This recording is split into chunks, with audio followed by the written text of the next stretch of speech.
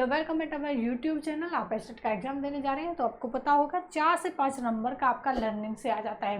तो लर्निंग के कंसेप्ट को बिल्कुल इस तरह से करेंगे, कंसेप्ट और क्वेश्चंस को 30 क्वेश्चंस के थ्रू आपके एक एक कंसेप्ट को क्लियर किया जाएगा कि जहां से आपका लर्निंग का एक भी क्वेश्चन यहां से गलत नहीं होगा। लर्निंग से 4 से 5 नंबर का अगर आप आ रहा है तो फुल मार्क्स आप लेके आओगे। देखो लर्निंग में क्या आपका होता क्या है, बच्चे को किस तरह से पढ़ाना है। आप टीचर बनने जा रहे हो, एसटेट स्क्रीनिंग देने के बाद टीचर बनोगे तो आपको पता होना चाहिए कि बच्चे के व्यवहार में आपको चेंज कैसे लाना है, उसको चीज़ें कैसे सिखानी है। तो आपके पास क्या होता है, बच्चे को कैसे सिखाते हैं, यही आपकी लर्निंग होती है। एक शिक्षक की दृष्टि से अधिगम की प्रक्रिया की किस तरह से आपको बच्चे के बिहेव में चेंज करना है, उसको किस तरह से सिखाना है। देखो लर्निंग के जो मेन कंसेप्ट होते हैं वो क्या होते हैं, बच्चे को सबसे पहले तो प्रैक्टिस होती है कि बच्चे को जितना प्रैक्टिस कराएंगे अच्छे से सीखेगा। उसके साथ उसका क्या होता है, एक्सपीरियंस भी होता है। उसका किस तरह का एक्सपीरियंस है, क्लास में सारे बच्चे एक ही स्पीड से नहीं सीखते, किसी का कुछ एक्सपीरियंस होता है, किसी का कुछ होता है, तो थोड़ी थोड़ी डिफरेंट उससे लेवल से वो सीखते हैं, लेकिन आपको उन्हें उसी तरीके से सिखाना है। उसके बाद आता है व्यवहार में स्थायी परिवर्तन। तो लर्निंग आपका क्या हो जाता है, बच्चे का जो प्रॉब्लम है उसको आपको सॉल्व करना है, उसका स्थायी परिवर्तन एक तरह से बोल सकते हैं परमानेंट चेंज उसके व्यवहार में आना चाहिए।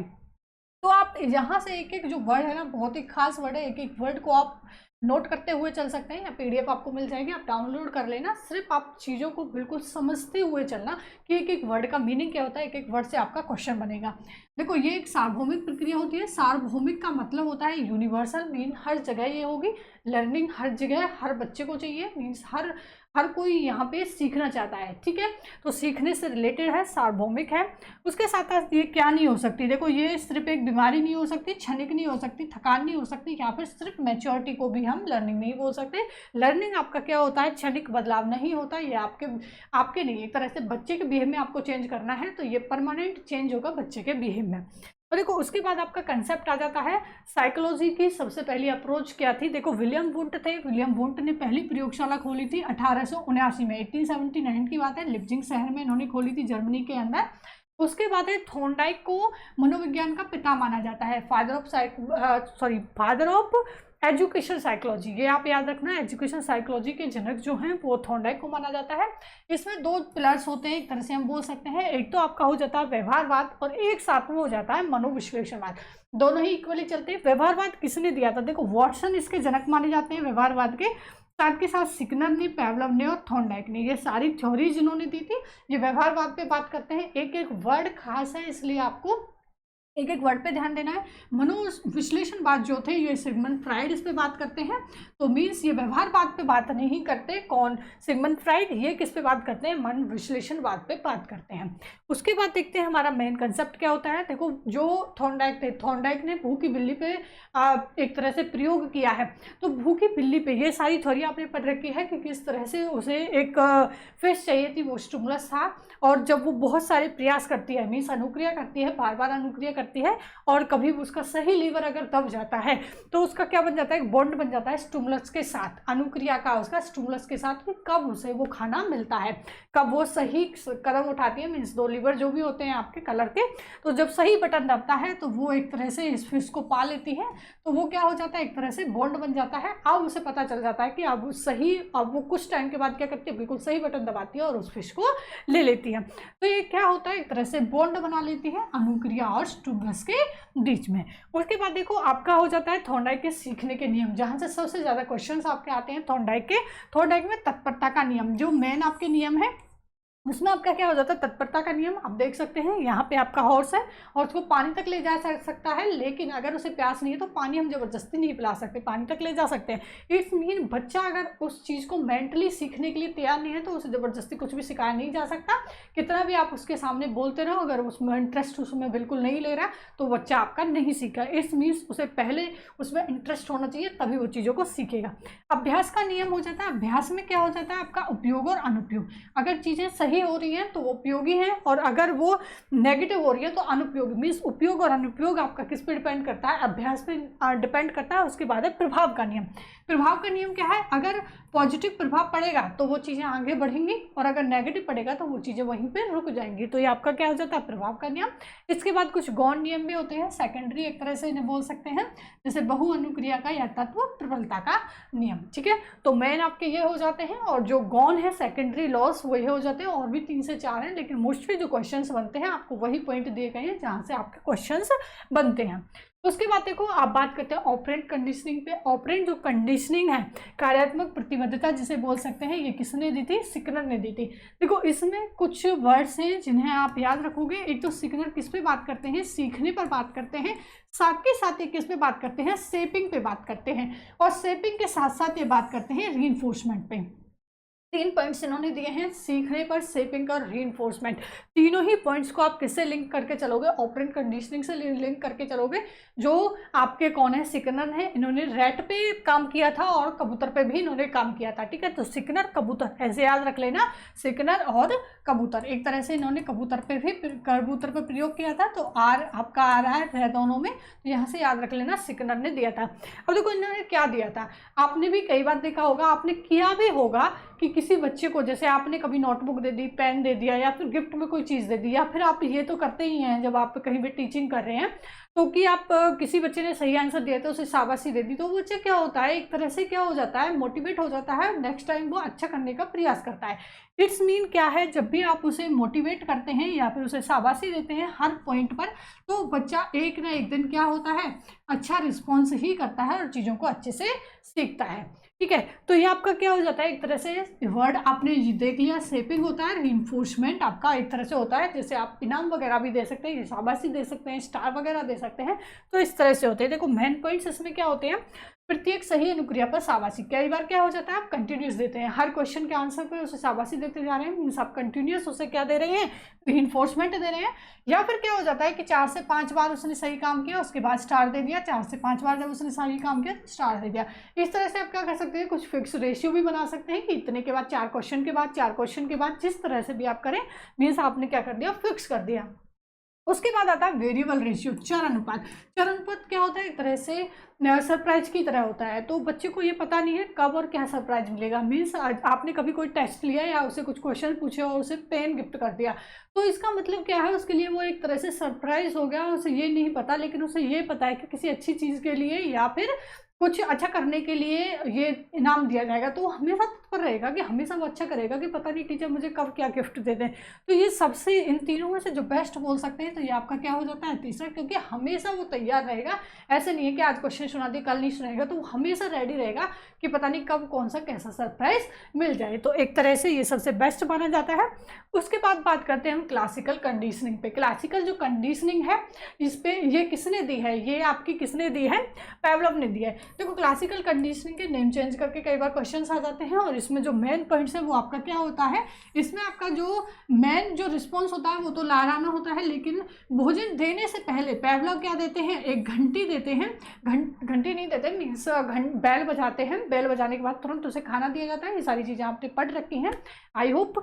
तो इन्होंने क्या किया, जो खाना देते हैं, खाना जस्ट देने से पहले बैल बजाते हैं, तो उसको खाना, जो डॉगी है उसे सिर्फ खाने से लार नहीं आती, जैसे ही घंटी बजती है उससे भी लार आ जाती है, क्योंकि उसने ये चीज़ फिक्स कर ली है कि जैसे ही घंटी बजेगी तुरंत खाना मिलेगा, तो उसके साथ इसे कनेक्ट कर दिया गया। तो इसमें आपका क्या होता है, घंटी बजने के तुरंत बाद भोजन देना, ये आपका क्या हो जाता है, डिले कंडीशनिंग एक तरह से बोल सकते हैं। तो इससे उसका क्या होगा, वो इससे इसका जो बिहेव है, सीखना है, मीन्स लार आना, वो उसका चलता रहेगा। इट्स मीन ये आपकी क्या हो जाती है, डिले कंडीशनिंग हो जाती है। उसके बाद देखो गैने है, गैने ने क्या बताया कि किसी बच्चे को आपको सिखाना है तो सबसे पहले उसे वो छोटे छोटे कदम से सीखना स्टार्ट करता है। मीन्स सबसे पहले वो सबसे इजी चीज़ों को सीखेगा, फिर उससे टफ, फिर उससे टफ, फिर उससे टफ, इस तरह से कोई भी बच्चा किसी चीज़ को सीखता है। तो गैनी ने क्या बताया है, गैनी सबसे पहले संकेत पर इन्होंने बात की कि संकेत से अधिगम करेगा, फिर उद्दीपक अनुक्रिया, फिर श्रृंखला बनाएगा, शाब्दिक सहचर्य, बहुविवेदन, और उसके बाद संप्रत्यय सिद्धांत नियम, उसके बाद लास्ट में वो क्या करेगा, समस्या को सॉल्व आपकी कर लेगा। गैने के सारे नियम्स हैं, तो उन्होंने स्टेप बाय स्टेप चीज़ों को बताया कि लास्ट में जो होगा उसकी समस्या का समाधान एक तरह से हो जाएगा। तो यही क्या होता है, शिक्षण का लक्ष्य होता है कि वो जो एक टीचर है वो उसकी जो भी प्रॉब्लम है उसे सॉल्व कर सके, उसे जहाँ पे भी दिक्कत आ रही है उस चीज़ को सॉल्व आउट कर सके। अब इसके बाद आपका आ जाता है टॉलमैन। टॉलमैन से बहुत सारे बच्चों के क्वेश्चंस गलत हो जाते हैं। टॉलमैन ने क्या दिया था, देखो टॉलमैन ने टोपोलॉजी पे ये बात करते हैं। टोपोलॉजी क्या होती है, टोपोलॉजी एक तरह से माइंड मैप होता है। माइंड मैप मीन्स जो चूहा है, चूहे को चीज है या उसे भूल भुलैया में छोड़ दिया गया है। अब भूल भुलैया में उसने रास्ता पहली बार में तो उसे पता नहीं चलेगा कहाँ से कैसे जाना है, फंस जाएगा वो कहीं ना कहीं जाके।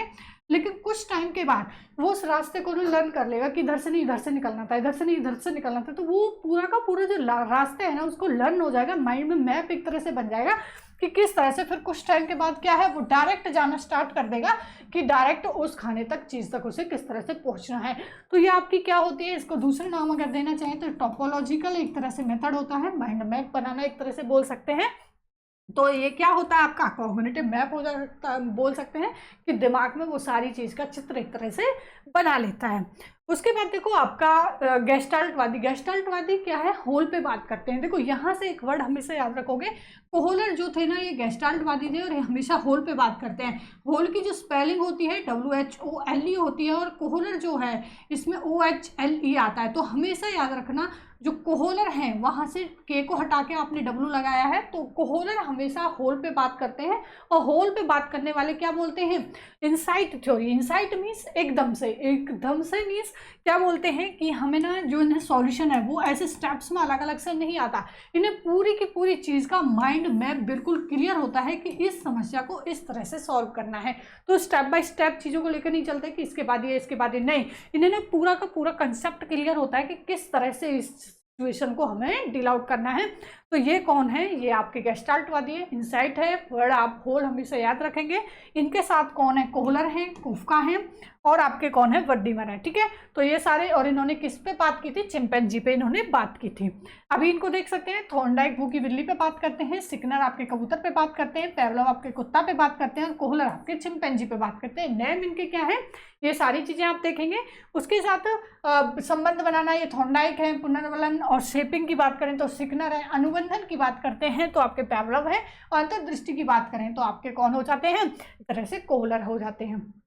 अब देखो इस पे क्वेश्चंस आपके किस तरह से आते हैं। तो सबसे पहले तो आपका सीखना, ये सारी चीज़ें जब आपने बता दी, इट्स मीन आप एक शिक्षक बनने वाले हैं तो आप बच्चों को सिखाएंगे कि किस तरह से चीज़ें सीखी जाती हैं। तो किस तरह से आप सिखाएंगे बच्चे को, किस तरह से सिखाना है। देखो सबसे पहले तो अभ्यास कराया जाता है उसे, ये थॉर्नडाइक ने बताया। फिर उसके बाद उसे क्या इनाम वगैरह दिए जाते हैं, रिइंफोर्समेंट दिए जाते हैं, वो सिकनर ने बताया। फिर उसकी आदत डेवलप की जाती है, वो पेवलोव ने बताया। और उसके बाद बिल्कुल ही सरल समस्या से जटिल तक जाया जाता है समाधान को करने के लिए, तो वो किसने बताया, गैने ने बताया। इट्स मीन ये सारे के सारे क्या बता रहे हैं, ये एक तरह से बता रहे हैं कि किस तरह से बच्चे की समस्या का समाधान करना है या बच्चे को किस तरह से सिखाना है। लर्निंग वही होती है। अब देखो क्वेश्चंस को देख लेते हैं, किस तरह के क्वेश्चंस इस लर्निंग थ्योरी से आपके आते हैं। सीखने की परिस्थिति में सुसंगत तथ्यों को असुसंगत तथ्यों से अलग करके प्रस्तुत करना सीखने के किस नियम का परिचायक। देखो ये कौन सा नियम है आपका, ये आपका हो जाता है ऑप्शन नंबर सी, तत्व प्रबलता का नियम। ठीक है, ये आपका थॉर्नडाइक का है। तो डायरेक्ट आप यहाँ से क्वेश्चन करोगे कि सुसंगत और असुसंगत तथ्यों को अलग करने का जो नियम है वो आपका क्या हो जाता है, सी। उसके बाद देखो नेक्स्ट, पेवलोव के शास्त्रीय अनुबंधन अधिगम सिद्धांत के अनुसार स्वाभाविक एवं अनुबंधित उद्दीपकों के प्रस्तुतिकरण का कौन सा कालिक्रम सीखने के सर्वाधिक प्रभावित करेगा। देखो जो पेवलोव थे, पेवलोव ने कुत्ते पे काम किया, तो कुत्ते पे वो घंटी भोजन से जस्ट पहले दे रहे थे। इस मीन वो कैसा आपका कंडीशनिंग थी, डिले कंडीशनिंग थी, मीन्स उसके जस्ट बाद दी जा रही थी। तो उन वर्ड्स को आप अच्छे से करके चलेंगे कि क्या वर्ड्स किसके साथ जुड़ा हुआ है। उसके बाद देखो, एक घोड़े को पानी के पास पहुंचाया जा सकता है किंतु पानी के लिए बाध्य नहीं किया जा सकता। तो यह कथन थॉर्नडाइक के सीखने के किस नियम से है। तो ये आपने देख लिया कि ये कैसा नियम है, ये आपका क्या है, तत्परता का नियम। मीन्स जब वो रेडी नहीं होगा, उसे प्यास ही नहीं है तो वो पानी को नहीं पिएगा। मीन्स बच्चा जब तक उसमें इंटरेस्ट नहीं ले रहा है उस चीज़ को नहीं सीखेगा। उसके बाद है आपका नेक्स्ट क्वेश्चन, जब एक निश्चित संख्या में प्रतिक्रियाओं के बाद ही अधिगमकर्ता को पुनर्वलन प्रदान किया जाता है तो यह किस प्रकार का पुनर्वलन है। देखो पुनर्वलन पे जो बात करते हैं वो सिकनर बात करते हैं, और सिकनर ने 3 तरह के दिए थे, कंटिन्यूअस, फिक्स और आपका एक सरप्राइजिंग टाइप से था जिसे हम वेरिएबल बोलते हैं। तो अगर फिक्स है तो फिक्स में आप किसकी बात करेंगे, फिक्स रेशियो की बात करेंगे कि निश्चित अनुपात के बाद 4 क्वेश्चन के बाद फिर 4 क्वेश्चन के बाद उसे कोई स्टार वगैरह दिया जा रहा है तो ये कैसा पुनर्वलन हो जाएगा, फिक्स हो जाएगा। उसके बाद निम्न में से कौन सा गैने द्वारा प्रदत्त अधिगम सोपान की सिद्धांत का उच्चतम स्तर है। देखो ये पीजीटी में आपका क्वेश्चन आया है कि गैने ने लास्ट का जो स्टेज है वो क्या बताई थी, वो बताई थी बच्चे की प्रॉब्लम को सॉल्व करना। तो यहाँ से जो आपका आंसर आएगा वो ऑप्शन नंबर ए आएगा। तो ये क्वेश्चन देखो पीजीटी में भी आया, पीआरटी में भी आया, टीजीटी में आया, तीनों के आपको ईयर दिखाई देंगे, बहुत ही इंपॉर्टेंट है। तो इस चीज़ को आप करके चलोगे, इट्स मीन गैने के जितने भी स्टेप्स हैं ना सारे स्टेप्स को आप पढ़ के जरूर जाओगे एक बार। उसके बाद है व्यवहार का अध्ययन करने के लिए सबसे पुरानी विधि। देखो ये आपने देखी सबसे पुरानी जो विधि है वो आत्मनिरीक्षण विधि है। उसके बाद है शैक्षिक मनोविज्ञान के पिता के रूप में किसे जाना जाता है, तो शिक्षा के जो मनोविज्ञान है वो थॉर्नडाइक को बोला जाता है कि वो उनके जनक माने जाते हैं। उसके बाद निम्न में से कौन सा तत्व सिकनर के कार्यात्मक प्रतिबद्धता सिद्धांत से संबंधित नहीं है, मीन्स सिकनर ने इनमें से क्या चीज़ नहीं दी है। देखो सिकनर ने एक्सटिंक्शन दिया है, डिस्क्रिमिनेशन दिया है और रीइंफोर्समेंट तो उन्होंने दिया ही है, शेपिंग वगैरह। स्पॉन्टेनियस जो रिकवरी है, स्पॉन्टेनियस रिकवरी एकदम से इनसाइड थ्योरी, जो ये हमेशा कौन बात करते हैं, कोहलर बात करते हैं, गेस्टाल्टवादी इस चीज़ के ऊपर बात करते हैं। तो जो सिकनर है, सिकनर कभी भी स्पॉन्टेनियस रिकवरी पे बात नहीं करते हैं। तो इसका जो आंसर होगा ऑप्शन नंबर सी हो जाएगा। उसके बाद देखो कार्यात्मक प्रतिबद्धता में अधिगमकर्ता के प्रत्येक सही अनुक्रिया को पुनर्वलित करना किस प्रकार के पुनर्वलन अनुसूची में आता है। देखो उसमें उन्होंने क्या बताया, प्रतिबद्धता के प्रत्येक सही अनुक्रिया को पुनर्वलित करना किस प्रकार की पुनर्वलन अनुसूची है। तो ये आपकी कौन सी हो जाएगी, आपकी एक तरह से आप क्या बोल सकते हैं, आपकी कॉन्टिन्यूस, मीन्स आप क्या कर रहे हो। देखो इस चीज़ को किस तरह से समझोगे कि हर बार उसे मीन्स एक क्वेश्चन बताया शाबाशी, हर एक फिर दूसरा क्वेश्चन का आंसर दिया शाबाशी, मतलब क्या कर रहे हो आप, हर बार उसे कंटिन्यूस क्या कर रहे हो, प्रोत्साहित कर रहे हो एक तरह से या इनाम दे रहे हो, तो आपका क्या हो जाएगा, एक तरह से आपका हो जाएगा कॉन्टिन्यूस। उसके बाद है आपका न्यूज में से कौन सा युग्म सही नहीं है, किसने कौन सी थ्योरी नहीं दी। देखो प्याजे ने कॉग्निटिव डेवलपमेंट ये इन्होंने ही दी है, बंडूरा ने सोशल लर्निंग, हमेशा बंडूरा पे जब हम बात करते हैं तो सोशल लर्निंग पे बात करते हैं, मॉडलिंग जो थ्योरी थी वो बंडूरा ने दी है। एरिक्सन ने साइको सोशल डेवलपमेंट थ्योरी दी है। वैगोत्स्की, देखो जब भी वैगोत्स्की पे बात करते हैं ना सोशियो कल्चर थ्योरी की बात करते हैं, मीन्स इन्होंने किस पे बात की है, सोशियो कल्चर पे बात की है, तो इन्होंने मॉरल डेवलपमेंट थ्योरी नहीं दी है। तो इसका आंसर जो होगा ऑप्शन नंबर डी ही हो जाएगा एक तरह से। उसके बाद है निम्न में से मनोवैज्ञानिकों में कौन सा गेस्टाल्टवाद से संबंधित नहीं है। गेस्टाल्टवाद आपको पता होना चाहिए, कोहलर भी है, कोफका भी है और वर्धेमार भी है। इट्स मीन जो बच गया वो आपका क्या हो जाएगा, ऑप्शन सी, ये आपका आंसर हो जाएगा। उसके बाद है पैवलोव के अनुबंधन सिद्धांत में स्वाभाविक एवं कृत्रिम उद्दीपकों के माध्यम अनुबंधन में कौन सा कारक सकारात्मक रूप से प्रभावित नहीं करता है। पैवलोव ने सकारात्मक कौन सा प्रभावित नहीं करेगा, एक बार जस्ट आप पढ़ सकते हैं। उद्दीपक के प्रस्तुतिकरण का उपयुक्त समय, ये तो सही है, उद्दीपक में पुनरावृत्ति बार बार अगर दिया जा रहा है तो वो अच्छा हो जाएगा और ऊपर से आदत में आ जाएगा। नियंत्रित वातावरण, देखो वातावरण भी नियंत्रित ही होता है, भोजन के जस्ट पहले बेल बजाई जाती है। उसके बाद प्रेरक की कमी, यही आपका ऑप्शन होगा। प्रेरक की कमी क्या होता है, अगर कुत्ते को भूख ही नहीं लगी तो आप उसके साथ घंटी बजाओ या भोजन लाओ, कोई फर्क उसको नहीं पड़ेगा। इट्स मीन उसको भूख लगी होनी चाहिए, प्रेरक की कमी नहीं होनी चाहिए। उसे भूख अगर लगी होगी तो ही हम इस तरह से लर्निंग उसकी करा सकते हैं।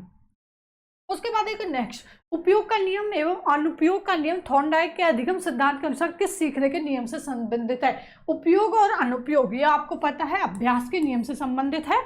उसके बाद है आपका गैनी के अनुसार एक शिक्षक द्वारा विद्यार्थी को किस उच्चतम स्तर से अधिगम तक ले जाने का प्रयास करना चाहिए। देखो ये टीजीटी के अंदर आया, वही है आपका प्रॉब्लम सॉल्विंग। उच्चतम स्तर आपका क्या है, बच्चे की समस्या का समाधान करना, यही गैनी ने बताया है लास्ट स्टेज में। उसके बाद है आपका अधिगम सीखना जो होता है, अधिगम के संबंध में कौन सा उपयुक्त कथन नहीं है, मीन्स जो बच्चा सीखता है उसके बारे में सही चीज कौन सी नहीं है। सीखना एक सार्वभौमिक प्रक्रिया है, ये तो देखा है कि यूनिवर्सल होता है। सीखने का व्यवहार में परिवर्तन नहीं है, देखो ये तो नहीं हो सकता, व्यवहार में परिवर्तन होता है। इट्स मीन यही नेगेटिव पॉइंट है, नेगेटिव पॉइंट ही बताना था कि ये व्यवहार में परिवर्तन नहीं होता, ये तो स्थायी परिवर्तन होता है। इट्स मीन आंसर आपका यही हो जाएगा। उसके बाद देखो टॉलमैन के सिद्धांत का संबंध है। देखो 90% बच्चे, 90 के 95% बच्चे इस तरह के क्वेश्चन को गलत करके आते हैं, क्योंकि इसमें जो आंसर की है ना, ऑफिशियल आंसर की, उसमें आपको कैथेक्सिस दे रखा है, लेकिन मोस्टली जो बच्चे हैं टॉलमैन का हमेशा टोपोलॉजी से लगा के आते हैं कि टॉलमैन ने टोपोलॉजी पे बात की थी, उन्होंने एक तरह से माइंड मैप पे बात की थी। लेकिन इसका जो ऑफिशियल आंसर की है उसके अकॉर्डिंग जो आंसर माना गया है वो कैथेक्सिस माना गया है। कैथेक्सिस का मतलब भी एक तरह से ये होता है कि जैसे वो भूल भुलैया के अंदर जाता है तो वो किसको चाहता है, उसकी एक तरह से चाहना होती है किसकी, उसको चीज़ चाहिए तब उसकी भूख मिटेगी। जैसे ना आप एक बच्चे को इस तरह से समझ सकते हैं कि एक बच्चे को चॉकलेट जब दी जाती है तो वो खुश होता है, इट्स मीन अपनी खुशी को उसने चॉकलेट से कनेक्ट कर लिया, जब आप उसे चॉकलेट दोगे तभी वो खुश होगा। तो इस तरह से जो एक चूहा है उसे जो चीज़ मिलेगा तो उसकी भूख मिटेगी या उसे अच्छा लगेगा, तो वो किससे रिलेटेड है, कैथार्सिस से। एक तरह से जो इसका लिंक है वो किससे माना गया है, कैथार्सिस से माना गया है। उसके बाद देखो नेक्स्ट क्वेश्चन, संबंध प्रतिक्रिया सिद्धांत देने वाले हैं। अब ये कंडीशन रिस्पॉन्स थ्योरी, देखो कंडीशन रिस्पॉन्स थ्योरी जो है क्लासिकल कंडीशनिंग को ही बोला जाता है, और क्लासिकल कंडीशनिंग किसने दी है, पैवलव ने। ठीक है, तो पैवलव ने दी है क्लासिकल कंडीशनिंग, उसी का नाम चेंज करके जस्ट आपको क्वेश्चन पूछ लिया गया है। उसके बाद है आपका, किसने अधिगम के प्रयास एवं त्रुटि सिद्धांत के संदर्भ में बिल्ली पर प्रयोग किया। बिल्ली पर किसने प्रयोग किया था, देखो थॉर्नडाइक ने प्रयोग किया है भूखी बिल्ली पर। उसके बाद है नेक्स्ट क्वेश्चन आपका, निम्न में से कौन सा पूरक अधिगम नियम थॉर्नडाइक द्वारा प्रतिपादित किया गया है। देखो इसमें जो आपका कॉम्प्लीमेंट्री एक तरह से बोल सकते हैं गौण जो नियम है, तीन तो मेन नियम है, तत्परता का नियम, अभ्यास का नियम और प्रभाव का नियम, ये तीन तो मेन है। तो इनमें से जो बच गया आपका वही क्या हो जाएगा, एक तरह से गौण या सेकेंडरी आप उसे बोल सकते हैं, पूरक भी बोल सकते हैं। तो आंसर आपका बी हो जाएगा। उसके बाद है आपका, गैनी द्वारा प्रस्तावित अधिगम का पदानुक्रम उच्चतम स्तर। देखो वही क्वेश्चन पीआरटी के अंदर भी आपका आ गया, तो ये आपका क्या हो जाएगा, option number a problem solving. तो ये क्वेश्चन आपका तीनों ही लेवल्स में आया है। इट्स मीन गैनी के जितने भी आपके सोपान हैं उन सभी को आप क्या करोगे, पढ़ के जाओगे, कितनी टर्म्स हैं। शिक्षा मनोविज्ञान, मनोविज्ञान की वह शाखा है जो शिक्षा में सीखने से संबंधित है। देखो इस तरह के क्वेश्चन को आप अगर पढ़ के गए हो तो बहुत अच्छे से कर लोगे। शिक्षा मनोविज्ञान, मनोविज्ञान की वह शाखा है जो शिक्षण में सीखने से संबंधित है, यह कथन दिया गया है। मीन्स किस तरह से है कि ये शिक्षा मनोविज्ञान में आप किसी चीज़ को सीख रहे हो। जब भी आप सीखने पे बात करते हो ना, कि मनोविज्ञान की वह शाखा है जिसमें आप सीखने की बात कर रहे हो, तो सीखने की हमेशा जब बात करते हैं ना, मोस्टली आप किससे जोड़ते हो, सीखने से जोड़ते हैं। कि शिक्षा मनोविज्ञान के अंदर अगर सीखना है तो वो आप किससे लिंक करोगे, सिकनर से एक तरह से लर्न करोगे। ठीक है, ये कथन किसने दिया था, तो सिकनर ने ही दिया था, क्योंकि वो सीखने पे बात कर रहे थे। उसके बाद है आपका, नीचे अधिगम सिद्धांतों और उनके प्रतिपादकों के जोड़े दिए गए, इंगित कीजिए कि जोड़े का मिलान सही नहीं है। इनमें से कौन सा सही नहीं है। देखो सबसे पहले कंडीशनिंग रिस्पॉन्स, कंडीशनिंग रिस्पॉन्स अभी आपने देखा क्लासिकल कंडीशनिंग वो पैवलव ने दी है, तो पैवलव, वुल्फ एवं रीड, मीन्स यही आंसर आपका हो जाएगा, क्योंकि ये वुल्फ ने नहीं दी। क्लासिकल कंडीशनिंग आपकी किसने दी है, पैवलव ने दी है। बाकी आपके सभी सही है, तो आप आंसर में किसके साथ जाओगे, ऑप्शन ए के साथ। उसके बाद है, पुनर्वलन की कौन सी अनुसूची सबसे ज्यादा प्रभावी है। पुनर्वलन की देखो अभी आपने देखा तीन थे, कंटिन्यूस था, एक वेरिएबल था और एक आपका क्या था, फिक्स। तो इन तीनों में से सबसे अच्छा कौन सा, एक तरह से बोल सकते हैं वेरिएबल वाला, मीन्स सरप्राइजिंग वाला। क्यों, क्योंकि इससे बच्चा हमेशा लर्न करने के लिए या चीज़ों को सीखने के लिए तत्पर रहेगा, हमेशा वो रेडी रहेगा। उसके बाद है शेपिंग की संकल्पना किसने दी है। देखो शेपिंग आपको पता है सिकनर ने दिया है, इनकी थ्योरी में शेपिंग आया है। उसके बाद है, निम्न में से किसका अध्ययन मनोविज्ञान एवं शिक्षा शास्त्र के प्रतिच्छेद बिंदु पर स्थित है। देखो इस तरह का जब क्वेश्चन आता है ना, तो आप देखोगे ये तीनों वर्ड्स आप सीडीपी में बार बार नहीं पढ़ते हैं, तो आप पढ़ते क्या है, एजुकेशनल साइकोलॉजी। तो हमेशा यही देखो कि आप सीडीपी में जो चीज़ें यूज कर रहे हैं उन्हीं लिंक के अकॉर्डिंग अगर क्वेश्चन नहीं भी आ रहा है तो किस तरह से आप कनेक्ट करोगे जो चीज़ें आपने पढ़ रखी हैं, तो एजुकेशनल साइकोलॉजी हो जाएगा। उसके बाद है, निम्न में से कौन सा मनोवैज्ञानिक व्यवहारवाद से संबंधित नहीं है। ये आपने देख लिया, व्यवहारवाद से तीनों आपके इधर थे और एक पिलर आपका मनोविश्लेषणवाद था, जिसमें कौन थे, फ्राइड थे। अब देखो सिग्नर, वॉटसन और हल, ये सारे हो जाएंगे और आंसर आपका क्या हो जाएगा, फ्राइड, क्योंकि इन्होंने मनोविश्लेषणवाद का सिद्धांत दिया था, ना कि व्यवहारवाद का। उसके बाद है आपका नेक्स्ट क्वेश्चन, प्रतिक्रियाएं जो किसी विशेष स्थिति में संतोषजनक प्रभाव उत्पन्न करती हैं, उस स्थिति में उनके फिर से होने की अधिक संभावना होती है, सीखने का नियम किसके द्वारा। देखो अगर उसने वो उस चीज़ को बार बार किया है, जैसे भूखी बिल्ली पे किया था, तो बिल्ली जब एक तरह से सेटिस्फिकेटरी उसे क्या मिल गया, एक तरह से रिस्पॉन्स मिल गया कि उसने जो बजर जो भी दबाया बटन और उसे खाना मिल गया, तो वो क्या करेगी, उसे संतोष उसे मिल गया, इट्स मीन इससे ही उसको क्या मिलता है, खाना मिलता है, स्टिमुलस मिलता है। तो वो क्या करेगी, एक लिमिट पे आके क्या करेगी, उसी चीज़ को एक तरह से याद रख सकती है कि ये वाला बटन दबाने से खाना मिलता है। तो ये किसने बात की, थॉर्नडाइक ने बात की थी, तो ये किसके साथ जाएगा, थॉर्नडाइक के साथ एक तरह से जाएगा। उसके बाद देखो, निम्न में से किसका अध्ययन मनोविज्ञान एवं बाल विकास के प्रतिच्छेद बिंदु पर स्थित है। तो ये क्या हो जाएगा, देखो ये तीनों थ्योरीज आप इसमें सीडीपी में इतना नहीं पढ़ते हैं, तो आप क्या पढ़ते हैं, डेवलपमेंटल साइकोलॉजी पढ़ते हैं। नहीं भी इस तरह के क्वेश्चन को करके गए हो ना, तो भी आप लिंक करके सही इस तरह के क्वेश्चन को करके आओगे। मीन्स डेवलपमेंटल साइकोलॉजी की हमेशा आप बात करें तो डेवलपमेंटल ही इसका आंसर आएगा। उसके बाद है आपका मनोविज्ञान की प्रथम प्रयोगशाला के खोजकर्ता कौन थे, तो ये विलियम वुंट थे, ये आपने पढ़ लिया। उसके बाद है नेक्स्ट आपका निम्नलिखित में से कौन सा कथन अधिगम के संबंध में सही नहीं है। अधिगम के संबंध में कौन सी चीज सही नहीं है, तो ये आपका क्या होगा, अधिगम अभ्यास में व्यवहार में परिवर्तन है, ये तो बिल्कुल सही है, प्रैक्टिस से होता है। उसके बाद ये एक्सपीरियंस से भी होता है, अनुभव से भी होता है, ये भी बात बिल्कुल सही है। अधिगम व्यवहार में अक्सर स्थायी परिवर्तन है, देखो ये परमानेंट चेंज होता है, ये भी देखा है कि बच्चे के बिहेवियर परमानेंट चेंज होता है। उसके बाद है अधिगम परिपक्वता के कारण व्यवहार में परिवर्तन है। देखो सिर्फ मैच्योरिटी के कारण ये नहीं होता, इट्स मीन ये ऑप्शन आपका नहीं होगा, ये नहीं होगा, तो ऑप्शन नंबर डी ही इसका आंसर होगा। इसका मतलब क्या है, बच्चे को प्रैक्टिस से या उसके एक्सपीरियंस से और उसके जो बिहेवियर उसे परमानेंट चेंज करना ही एक तरह से लर्निंग बोल सकते हैं, सिर्फ मैच्योरिटी इसका नहीं होता। तो आज के इस वीडियो में इतने ही क्वेश्चंस मिलेंगे, नए वीडियो में नए कंसेप्ट और नए क्वेश्चंस के साथ। Thank you.